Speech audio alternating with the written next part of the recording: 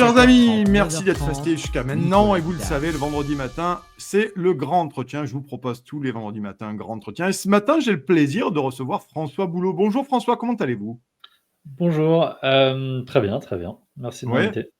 Alors, ben, avec plaisir, ça fait un petit moment qu'on ne vous a pas trop vu. Alors, vous êtes passé chez Olivier Berruyer notamment, mais c'est vrai qu'on ne vous a pas trop vu. Vous avez été quand même assez silencieux ces derniers mois. Alors, je vous présente, vous êtes avocat et surtout, vous avez été une des figures des Gilets jaunes. Hein. Vous avez énormément pesé, alors dans le débat, je ne sais pas, mais du moins dans les idées, dans la construction des idées. Il y a eu vous avez eu besoin de cette période finalement, François, de mettre en recul, de retourner à vos prétoires et aux tribunaux et aux dossiers ou... Oui, oui, bah, je crois qu'en fait, comme, la plupart des gilets jaunes en fait, hein, qui se sont Ouais. investis, pendant des Mmh. mois et des mois avec, tout leur cœur, toute leur Mmh. âme, Mmh. voilà et bon, je pense qu'on y a tous un peu laissé des plumes d'une manière ou d'une Ouais. autre. Ouais. Bon, moi, en plus, il se trouve que, mon engagement, il s'est prolongé parce qu'après les gilets jaunes, bah, j'ai écrit, 2 livres, j'ai Oui. fait une chaîne YouTube, enfin bon, Ouais. disons que j'ai beaucoup, beaucoup donné jusqu'à l'élection présidentielle de 2022 et je Ouais. pense que, bah, comme beaucoup de gens, qui avaient essayé de résister, de se battre politiquement, la réélection d'Emmanuel Macron, évidemment, elle a mis quand même un coup sur la tête et Ouais. même si on pouvait, l'anticiper, je veux dire, assez, tôt dans la campagne, hein, que le résultat allait être celui-ci. Bon, c'est une chose d'anticiper, c'en est une autre qu'effectivement, le couperet tombe et de vivre effectivement la réélection Ouais. d'Emmanuel Macron. Voilà, Mmh. donc oui, après, je veux dire, j'ai commencé à me sentir un peu, comment dirais-je? Fatigué, lassé et puis impuissant. J'avais vraiment un sentiment d'impuissance là, Ouais. à à à agir et à mesurer en fait, ce que mon action produisait, véritablement de constructif, de positif. Mmh. Voilà et bon, je commençais à nourrir des sentiments un peu, trop négatifs et je pense que ça, c'est une composante importante des gens qui essaient de se battre politiquement. C'est pour ça que là, j'en parle du coup, en rapport à votre question. C'est que je Ouais. pense que pour mener le combat politique, comme par définition, c'est une cause transcendantale, c'est-à-dire c'est une cause qui Mmh. dépasse notre personne Ouais. et Mmh. bah, on ne doit s'investir politiquement que quand, raisonnablement, on est quand même à peu près serein dans sa vie, on est quand même à peu Mmh. près aligné, qu'on n'est pas trop Ouais. animé d'affects négatifs. Parce que Mmh. sinon, on risque de ramener ces problèmes, dans la cause ou dans le collectif, dans lequel on va s'investir et je suis pas sûr qu'on serve au mieux, la cause qu'on veut défendre à la base. Mmh. Donc Mmh. je crois que c'est assez nécessaire et utile, hein, qu'il y ait, potentiellement des va-et-vient, des Mmh. allers-retours comme ça. Quand on se sent apte à donner et à partager le meilleur de ce qu'on peut offrir et bah, on se Mmh. met effectivement on s'implique et puis, bah, il y a des moments, on est humain, donc on est moins apte à le faire et à ce moment-là, bah, faut pas, à mon avis, hésiter à se mettre en retrait. C'est ce que j'ai Mmh. fait et ça m'a fait beaucoup de bien. Mmh. Voilà.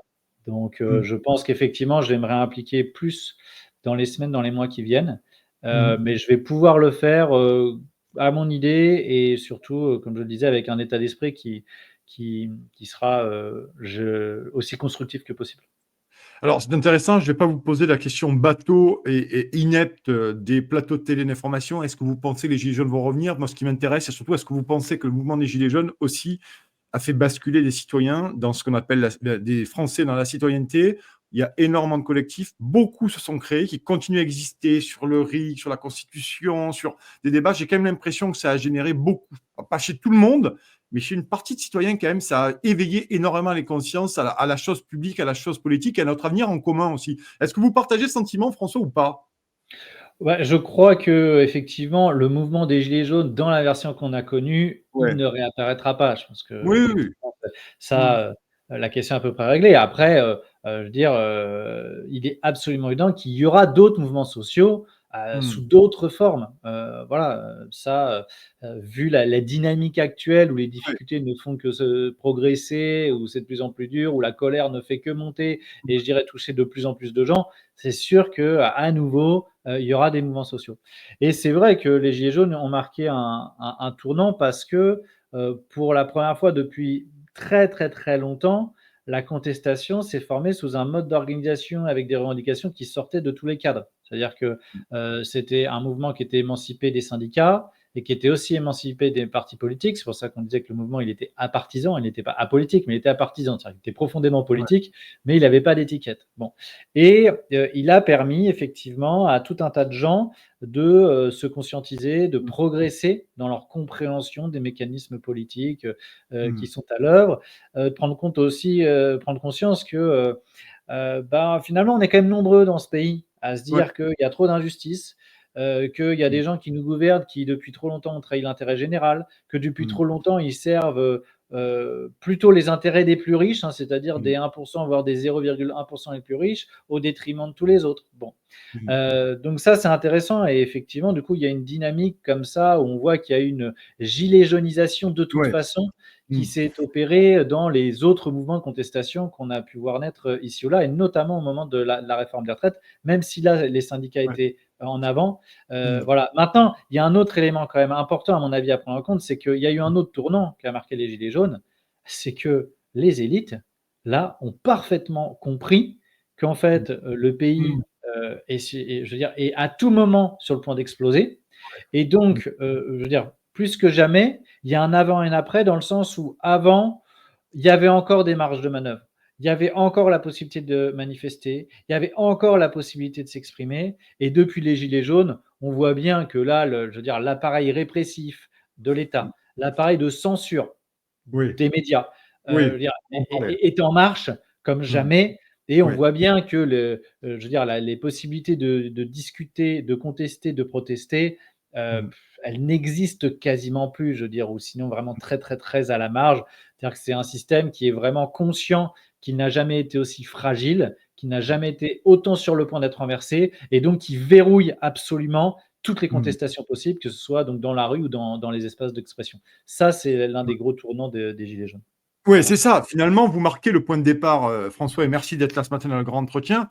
Vous marquez ce point de départ de durcissement de ce rapport, on va dire, absolument, que je considère, moi, antidémocratique et pratiquement illégitime aujourd'hui dans ce gouvernement. Au départ, à la base des Gilets jaunes, c'est-à-dire que dès les Gilets jaunes, il y a un basculement du pouvoir. On voit d'ailleurs que l'humanité a sorti le budget que l'État avait alloué notamment aux grenades des encerclements. Récemment, ils ont remis un gros chèque là-dessus. On voit bien que ces gens sont quand même pas sereins, hein, manifestement. Hein. Oui, oui, bien sûr. Bah, disons Mmh. que, le mouvement des gilets jaunes, comme je le disais, il Mmh. s'est, auto-organisé. Alors il s'est Ouais. organisé grâce aux réseaux sociaux, mais du coup, pour la première fois, on avait un Mmh. mouvement de très grande ampleur, très largement soutenu, dans la société, Mmh. dans l'opinion public, qui déstabilisait les institutions, et parce Mmh. qu'en plus, comme ça sortait des cadres traditionnels, Ouais. c'était difficile d'anticiper. En fait, Mmh. on pouvait pas discuter, en gros avec les leaders syndicaux, c'est ce qu'on fait d'habitude, quoi, hein. Le gouvernement, Ouais. il connaît Oui, les oui. interlocuteurs, et cetera. Bon, Mmh. là, ça a échappé à tout ce contrôle-là. Donc ça a fait très peur, aux élites françaises et donc Mmh. à la bourgeoisie. Hem, donc ça, c'est un tournant. Maintenant, sur la période longue, moi, ce que je remarque, c'est qu'on a le 2005 évidemment où, avec le fameux Ouais. traité, européen qui n'avait pas été respecté. Mmh. C'est le moment où les élites se sont dit: «OK, bon maintenant on va prendre les décisions sans le peuple, hein, Mmh. voire contre lui, mais en tout cas on Ouais. lui demandera plus jamais son avis». Bon, Ouais. donc là on avait déjà le début d'une sortie démocratique. Mmh. Ensuite, on a eu les gilets jaunes où là, bon, on a tué la liberté de manifestation. C'est-à-dire Ouais, que là, ouais. clairement, on s'est dit: «Bon, quand les gens sont pas contents, je veux dire, s'ils l'expriment un peu trop fortement, Mmh.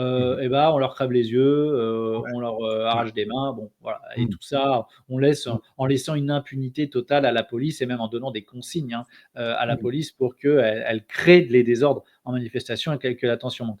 Et puis, je dirais qu'il y a une troisième étape, hein, qui a été franchie assez récemment, heu, à l'occasion, de ce qui se passe, à Gaza et Mmh. du massacre, hein, qu'Israël Mmh. commet depuis des mois, à Gaza. C'est toutes les procédures qui ont été, menées pour apologie de terrorisme, Mmh. et où là, très clairement, je veux dire, là, on tue la liberté d'expression tout simplement. Mmh. C'est-à-dire que Alors ouais, parce que ça alors pour nos téléspectateurs, c'est vraiment une grosse polémique aujourd'hui qu'il y a là-dessus. Là-dessus, mmh. votre avis, François, vous êtes avocat, donc homme de loi. Là-dessus, vous estimez que c'est une entrave à la liberté d'expression? Parce que ça crée beaucoup de polémiques, hein, aujourd'hui. Il faut être clair là-dessus, hein. Moi, c'est très simple. Je veux dire, Mmh. qu'on réprime, on peut avoir la discussion technique sur le délit d'apologie de terrorisme. Bon, Mmh. actuellement, en fait, parce que ce qui fait polémique, c'est la proposition de la France insoumise qui serait de repasser le délit d'apologie de terrorisme dans les délits de presse. de droit commun. Bon, Mmh. c'est pas de supprimer donc ce délai, mais de le passer en délit de presse. Moi, c'est pas tant là-dessus que je me situe. Moi, mon Mmh. analyse, j'avais fait un papier pour Lucide à l'époque, c'était de dire: «Mais attendez, on va quand même pas aller s'occuper du terrorisme qui concerne pas la France». Dire Mmh. qu'on vienne réprimer l'apologie de terrorisme, c'est-à-dire qu'on fasse l'apologie d'un terrorisme qui met en cause les institutions françaises ou les Mmh. citoyens français. Bon, ça, je peux le comprendre, je veux dire, pour protéger les institutions. Mmh. Mais Ouais. on va pas commencer à poursuivre les gens qui s'expriment dans le cadre de ce qui pourrait être considéré comme du terrorisme ou de la résistance à une échelle internationale. Parce qu'à ce moment-là, je veux dire, il y a des gens, me semble-t-il, qui se sont réjouis, ou en tout cas qui n'ont pas condamné les attentats qui s'étaient passés à Moscou contre la Mmh. Russie. Hein. Mmh. Alors, du coup, ça voudrait dire qu'on va Mmh. apprécier ce délit-là, si on s'occupe du terrorisme international, en fonction des positions diplomatiques de la France, des alliances dans lesquelles elle est engagée sur le plan géopolitique. Donc, comme là, on est aux côtés de l'Ukraine contre la Russie, eh ben, Mmh. on peut faire l'apologie des attentats qui sont commis en Russie, mais en revanche, Mmh. il ne faudrait pas faire. Bon, vous voyez, ça Mmh. introduit un deux poids, deux mesures, à mon avis.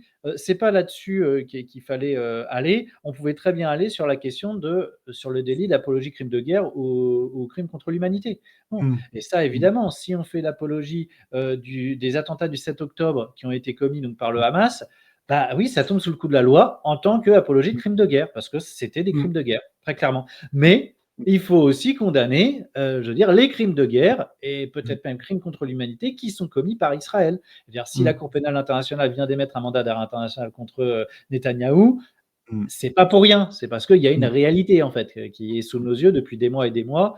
Et je dois dire que là, on a franchi un cap parce que la justice a été instrumentalisée et elle a accepté d'être instrumentalisée. Il y a eu quand même plus de 600 ou 650 procédures qui ont été diligentées sur ce fondement-là. Il y a eu un syndicaliste dans le Nord qui a été condamné à de la prison, alors je crois avec sursis, mais quand même à de la prison, alors Mmh. que sa position était simplement une position traditionnelle de défense de la cause palestinienne. Mmh. C'est tout. Il n'a pas fait l'apologie des crimes de guerre du Ouais. 7 octobre. Mmh. Voilà. Et donc, on a une instrumentalisation de la justice et on a des médias qui sont au pas, qui sont extrêmement pro-israéliens et qui donc Mmh. ont un traitement extrêmement déséquilibré de la question.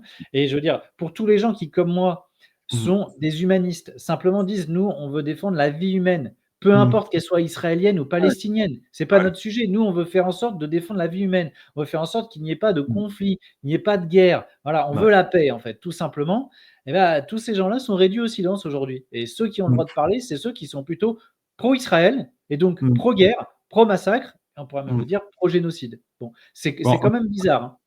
ouais, alors c'est vrai que c'est un sujet pour les téléspectateurs qui fait, vous l'avez précisé François Boulot là-dessus, et c'est un sujet qui fait beaucoup polémique aujourd'hui effectivement dans les médias français et sur la scène politique française également, à juste titre. C'est vraiment complexe aussi et bien entendu, c'est toujours, il faut toujours pouvoir aborder ces questions sous différents angles. Je voudrais vous parler des médias. J'aimerais qu'on en revienne aux médias parce que vous avez été quand même beaucoup sur les médias, François. Énormément. Vous avez vu beaucoup. Je crois que le nombre d'heures sur les médias pendant les Gilets jaunes a été incroyable. Je vous pose la question aujourd'hui, notamment sur la politique nationale d'Emmanuel Macron.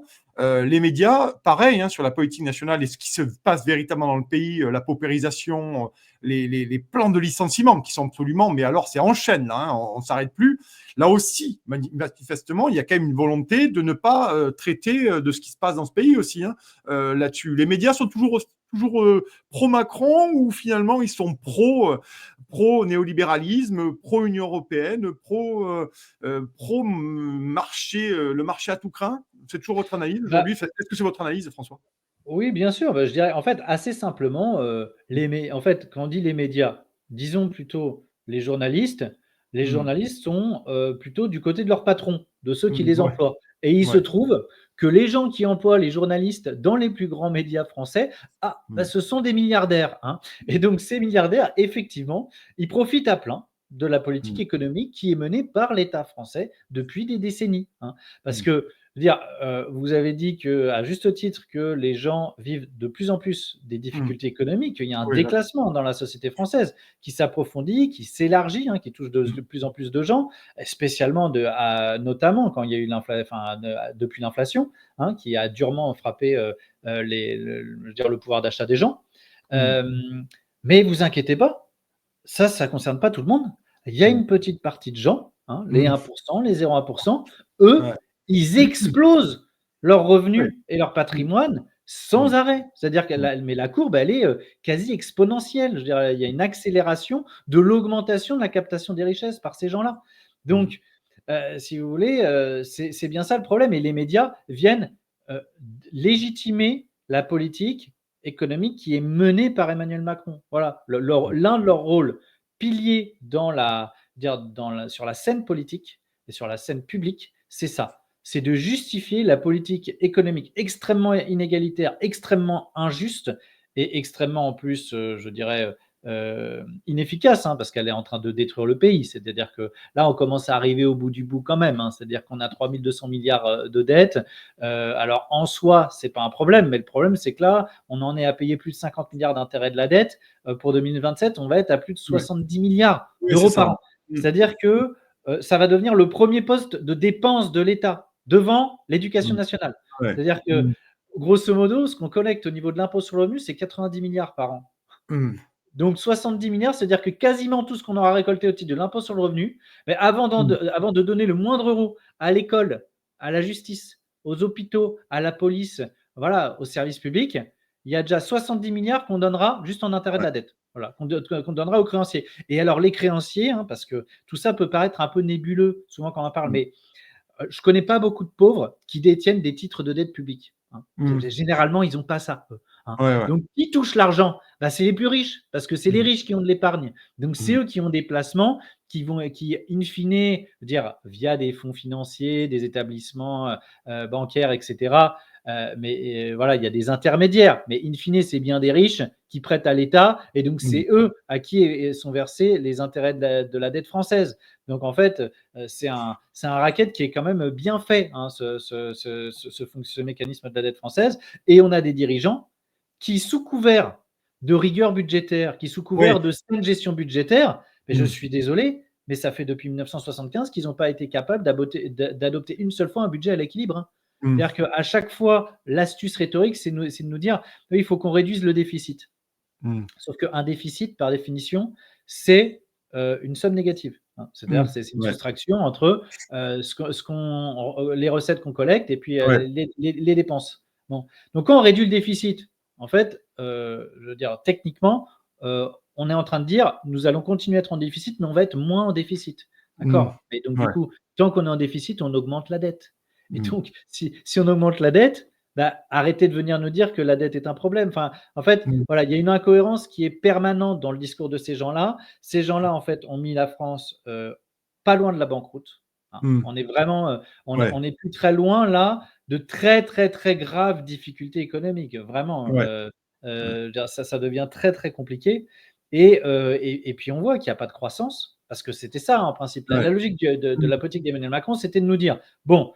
Cette fois, on va vraiment faire une politique de l'offre, hein, comme on ne l'a jamais fait en France. C'est ça qu'il faut faire.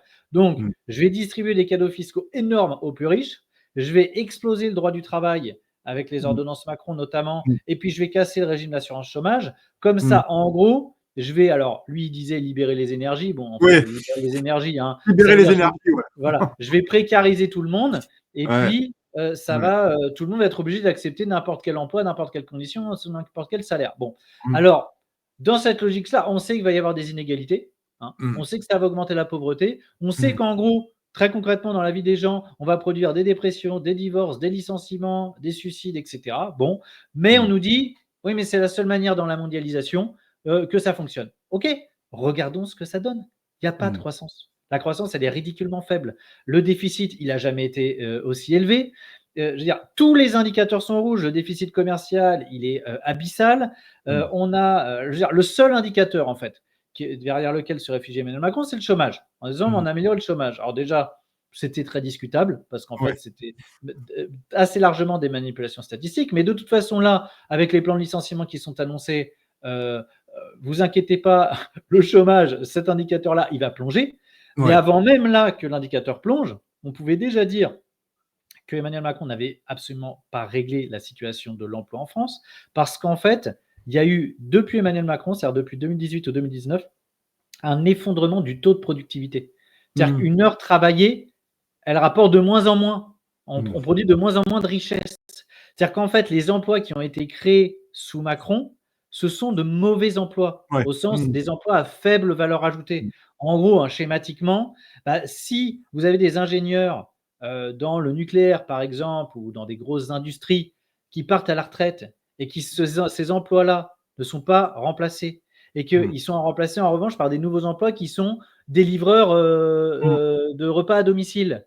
Mmh. Là, vous voyez bien que ça n'a pas tout à fait la même valeur ajoutée, hein.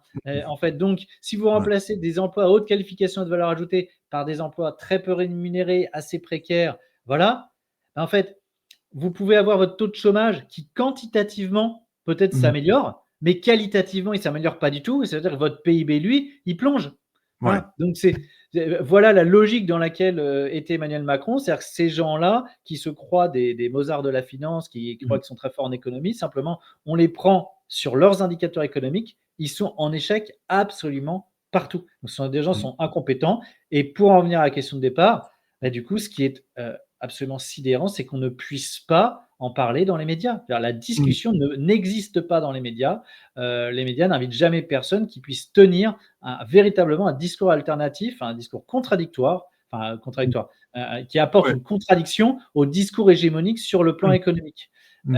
Et ça, véritablement, c'est un problème. Mais on sait d'où vient le problème. Le problème, c'est que ces journalistes sont les employés des milliardaires et les milliardaires, eux, ils bénéficient à plein de la politique économique d'Emmanuel Macron. Un dernier chiffre, simplement, Oui, pour oui. illustrer la Mmh. chose, c'est que euh, au début des années 2000, les entreprises du CAC 40, elles faisaient à peu près, sur l'année, elles faisaient 30 ou 40 milliards de bénéfices.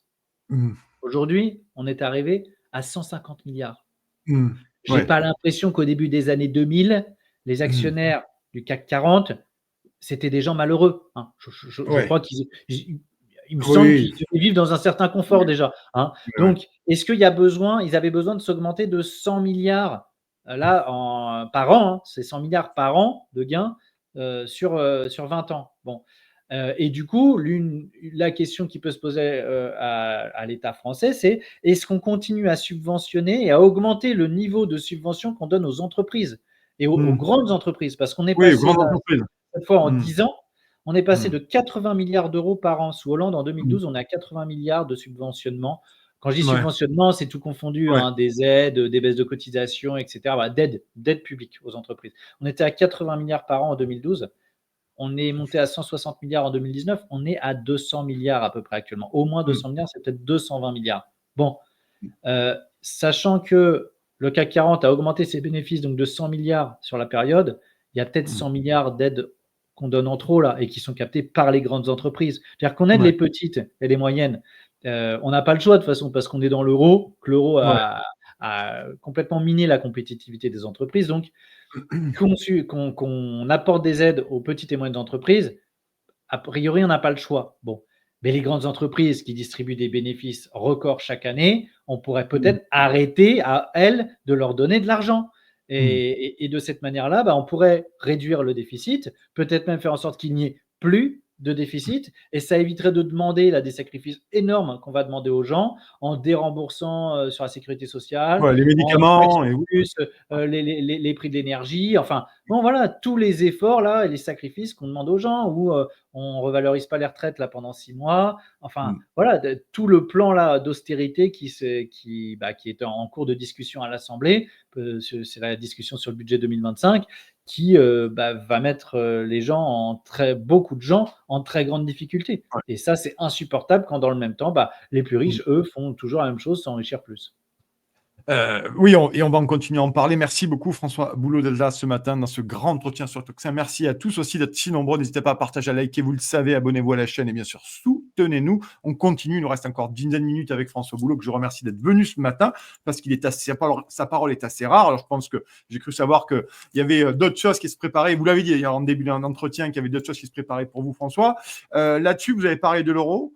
On voit bien, on le sait, la Commission européenne, notamment sur la réforme des retraites, sur la libéralisation du marché du travail, sur la casse de l'hôpital public également, ce qu'on appelle les dépenses sociales, a clairement des injonctions à nous faire baisser tout ça et à déréguler. Est-ce qu'aujourd'hui, la question de l'Union européenne se pose à vos yeux, notre appartenance à l'Union européenne, François? De toute façon, la question de l'Union européenne, ça fait des années Ouais, qu'elle devrait ouais, se poser et qu'on bien sûr. n'arrive pas à la poser Mmh. dans les médias, justement. Ouais, ça, pour le coup, C'est oui. l'autre, c'est Mmh. l'autre censure. Je veux dire, Ouais. on ne peut pas contester le discours économique, mais on ne peut pas non plus contester l'Union européenne. Mais pourquoi? Parce que l'Union européenne, justement, a figé une certaine Mmh. politique économique qui est justement la politique inégalitaire, austéritaire, bon, dont on vient de parler. Mmh. Alors après, le problème là, c'est qu'on rentre quand même dans une période très inquiétante, parce que Ouais. jusqu'alors, il y avait l'Allemagne qui était la locomotive de l'Union européenne et qui permettait de maintenir quand même un euro fort. Mmh. Ouais. Mais là, l'Allemagne, elle est en récession Ouais. sur l'année Mmh. 2023. Elle va à nouveau être en récession en 2024. Il y a des plans de licenciement énormes dans l'automobile Ouais. allemand qui sont en cours ou qui vont se déployer. Bon, même l'Allemagne, le champion industriel de l'Europe, a priori, est en grande difficulté. Donc, à un moment donné, je veux dire, soit on continue comme ça et l'Union européenne, elle va imploser parce que les contradictions vont devenir beaucoup trop grandes. Mmh. Je veux dire, si tout le monde est déclassé, qu'il n'y a plus un seul pays européen qui y gagne, mais qu'on continue à se dire non, non, mais nous, on fait le grand marché unique, on est dans le libre-échange, et puis on Ouais. conclut des accords de libre-échange avec le Mercosur qui vont Ouais. chez nous Ouais. détruire Oui. la prospérité des agriculteurs. Et quand je dis prospérité, c'est-à-dire que les agriculteurs chez nous, ils sont déjà suicidés pour Ouais. beaucoup parce qu'ils n'arrivent pas à vivre de leur travail. Oui. Donc si on lui met Et le mais, Mercosur dessus, c'est fini, hein? Ouais. bon voilà, je veux dire, Ouais. à un moment donné, Ouais. il faut être sérieux. Mmh. Donc, je veux dire, le projet européen a foiré. C'est Mmh. un échec. L'euro est un échec patent. Le fait de s'être mis en situation de libre-échange, en particulier avec les pays de l'Est, quand on les a Oui. intégrés dans le marché Mmh. unique, c'était une erreur tragique. Alors, c'était peut-être pas une erreur pour les grandes entreprises, évidemment, Mmh. qui elles ont pu aller délocaliser Mmh. Oui, oui. leurs usines en Pologne, dans les pays de Mmh. l'Est. Bon, Mmh. bien sûr, mais en fait, voilà, à long terme, le rôle de nos dirigeants politiques, c'était justement de maintenir la prospérité et la santé économique de nos pays. Là, on voit bien que toutes les orientations économiques qui ont été prises avec l'Union européenne, à cause de l'Union européenne, c'est une catastrophe. Mmh. Donc maintenant, le problème, c'est que dire nul n'est devin, mais j'ai du mal à croire là qu'il y ait une sortie possible par la discussion. Je crois qu'en fait, c'est l'histoire qui est en train d'avancer, qui va produire des chocs économiques et peut-être Mmh. plus très forts, et qui vont, d'une manière ou d'une autre, renverser la table, je veux dire, faire imploser l'Union européenne. Ça peut être demain une nouvelle crise de l'euro et qui fait que Mmh. je veux dire, l'euro éclate, par exemple. Et Oui. à ce moment-là, Mmh. voilà. Et je crois que ce sera salutaire qu'à un moment donné, l'abcès soit crevé Ouais. et qu'on puisse retrouver de nouvelles orientations possibles. Voilà. Mmh. Parce que là, Mmh. en l'état, je veux dire, il y a le verrou idéologique et puis il y a le verrou institutionnel. Et le verrou institutionnel, Mmh. c'est l'Union européenne. C'est l'Union européenne qui fixe la politique économique de la France. Et c'est pour ça que sur la scène politique actuelle, c'est assez désespérant. Parce que, bon, évidemment, Macron est un pro-européen, mais Marine Le Pen a renoncé Oui. à toute logique de rupture vis-à-vis de Ah l'Union oui, oui. européenne. Donc, je veux dire, sur le plan économique, il faut être très clair. Ça va rien Ouais. changer pour les gens. Je veux dire, ça va Est-ce que toujours être fou, François, est-ce que inégalitaire, ça va pas etc. lui coûter cher à Marine Le Pen, ça, d'avoir reculé depuis 2010, début 2010, fin 2018, elle a reculé. Est-ce que ça va être finalement son tombeau d'avoir reculé, ou le RN Je plus largement, hein, parce qu'il y a Bardella derrière. Est-ce que ça va pas être leur tombeau au RN de pas vouloir sortir de bah, l'Union européenne et de faire la danse du ventre devant von der Leyen? Je veux dire, si leur objectif, c'est d'arriver au pouvoir, manifestement, pour l'instant, Ouais, ça leur pose pas de difficulté. Au ouais, contraire, puisqu'ils ont progressé. Maintenant, si leur souci, c'est l'intérêt de la France, ah bah, là, mmh, effectivement, ils le trahissent parce qu'ils ouais, pourront mmh, rien faire d'autre ouais, que ce que fait mmh, Emmanuel Macron, pour sa politique économique. Bon, mmh, mais après, il faut dire aussi un mot de la gauche, hein, et du Nouveau Front mmh, populaire ouais, qui, là-dessus, je veux dire, est une alliance, je veux dire, assez contextuelle en plus, enfin assez mmh, conjoncturelle quand même, d'opportunités, hein. Je veux dire, oui, c'est oui, une alliance qui oui, a oui, été faite un peu rapidement, bon, dans le mmh. contexte que l'on sait. Hem, mais du coup, bon, quel est le rapport, enfin le Parti socialiste et Europe Écologie Les Verts sur l'Union européenne? Ah oui, oui, Bon, je veux dire, ah oui, oui. ce sont toujours des Ils sont Européens convaincus. eurocompatibles, hein. Ils sont eurocompatibles, Exactement. totalement. Et d'ailleurs, dans le Les cadre filles, ont reculé aussi exactement, dessus. exactement, et dans le cadre de l'accord du Nouveau Front populaire, bon, la France Mmh. insoumise a un peu été contrainte aussi Bah oui. d'arrondir ses positions sur Bah l'Union oui. européenne. Et en fait, là Ouais. encore, les positions ont été dire entre l'Europe, on la change ou on la quitte de 2017, hein, c'était la Oui. formule à Ouais. l'époque. Bon, Mmh. on a bien vu qu'il y a eu des évolutions et que les choses se sont. Bon, il y a eu des renoncements aussi. Alors, Mmh. je dirais que la France Insoumise a au moins ce mérite-là d'assumer qu'une grande partie de son programme économique n'est pas compatible avec les règles de l'Union européenne. Bon. C'est Mmh. au moins le seul parti qui assume ça. Maintenant, mon point, c'est de dire globalement, si je regarde la scène politique française, Ouais. bah, Mmh. je veux dire, il y a dans les partis qui sont en capacité, je veux dire, de peser électoralement, bah, c'est assez désespérant parce qu'en fait, soit ils ne proposent pas une rupture claire avec les règles actuelles de l'Union européenne, Mmh. soit ils sont pris donc dans une alliance qui fait que bah, ils n'auront peut-être pas la possibilité de mener la logique de rupture qu'ils voudraient mener. Mmh. Or, c'est un des prérequis si on veut changer de politique économique. Ouais. Et Oh, ça, bon, c'est évidemment l'un des combats que j'essaie de mener avec beaucoup d'autres, ouais. sur le fait que les gens doivent prendre conscience que l'Union européenne, c'est pas juste un drapeau, c'est pas juste un Mmh. symbole, Ouais. c'est pas juste l'idée que c'est bien, Mmh. on a l'euro, on peut aller partir à l'étranger, on n'a pas besoin de faire le Ouais. change. Oui, très Mmh. bien.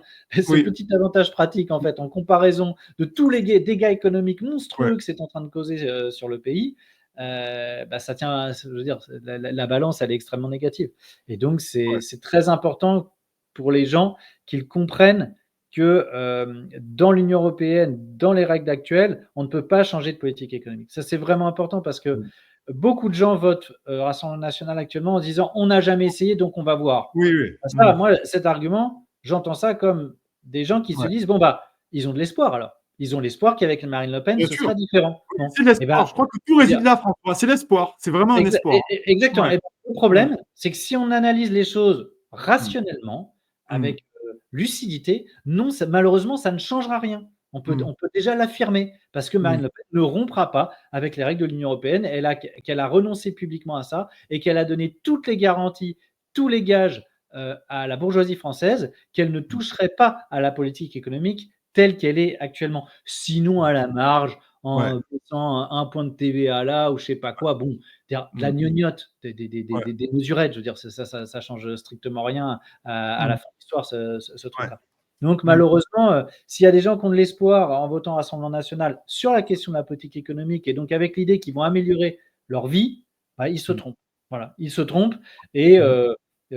au risque de faire des déçus, je préfère moi dire les choses telles que je Mmh. les ai analysées, hein, parce que c'est pas un Mmh. ressenti, hein. Je veux dire, Ouais. j'ai Mmh. beaucoup travaillé le sujet pour en arriver à cette conclusion-là. Mmh. Et je suis évidemment pas le seul à penser ça, hein. Je pense à des gens comme Emmanuel Todd, comme David Oui. Clément, comme Jacques Sapir, hein, comme Ouais. Olivier Vévoyer. Enfin, on est très nombreux Oui, depuis oui, des oui. années à expliquer tous les mécanismes qui font que dans l'Union européenne telle qu'elle est, on ne peut pas mener une politique économique qui soit plus juste. François, dernière question en 2 minutes, on arrive à la fin de l'entretien. Emmanuel Macron, c'est quoi sa fin? Parce qu'on parle de démission. Est-ce qu'il pourrait démissionner? Parce que comment il finit Emmanuel Macron? Il finit son mandat, il démissionne. Comment vous voyez-vous en 2 minutes, parce qu'on arrive à la fin de l'entretien? Bah, pour moi, il est déjà fini, hein. Je veux dire, Ouais. là, il se maintient en poste symboliquement, mais bon, bah, il est plus maître de rien. En fait, il s'est mis dans la main du Rassemblement national en composant le gouvernement Barnier, sauf que ce gouvernement-là, bah, va sauter. Ouais. A priori, il va pas faire 3 ans, hein, parce que, Non. en fait, le sujet, c'est quoi? C'est que le gouvernement Barnier ne tient que sur le soutien du Rassemblement national. Mmh. Donc, là, le Rassemblement national, s'il ne vote pas la censure du gouvernement Barnier, c'est-à-dire qu'ils vont valider le budget hyper austéritaire et donc qui va demander des sacrifices énormes aux Français. Ouais. Il va Mmh. falloir l'assumer, cette décision-là, ce Ouais. bilan-là pour le Rassemblement national, s'ils Mmh. soutiennent ce plan de mesures économiques qui demande autant de sacrifices aux gens. Donc, le RN ne va pas avoir, à mon avis, d'autre choix à un moment donné que de censurer le gouvernement Barnier. Et là, bah, à partir de là, Macron, il n'aura plus le choix. Effectivement, il va être acculé à la démission. Parce que, Mmh. en fait, il va être bloqué parce que tout gouvernement qu'il désignerait encourra la censure, tout Mmh. simplement. Donc, Mmh. pour moi, Emmanuel Macron, il est en sursis. Il a fait le malin là en essayant un ultime Mmh. recours en nommant le gouvernement Barnier, mais à mon avis, Mmh. ça va pas durer encore des mois et des mois cette histoire. Bon, ben, mais en tout cas, merci beaucoup, François Boulot, d'être venu ce matin dans le grand entretien de Tocsin. On va suivre vos aventures politiques, des aventures personnelles, en tout cas, dans les prochaines semaines et prochains mois. Il va y avoir du travail, en tout cas. Merci, François, d'être venu ce matin sur Tocsin pour ce grand entretien. Je vous souhaite une excellente journée, un excellent week-end. Merci, François Boulot, d'être venu ce matin sur Tocsin. Merci à vous. La matinale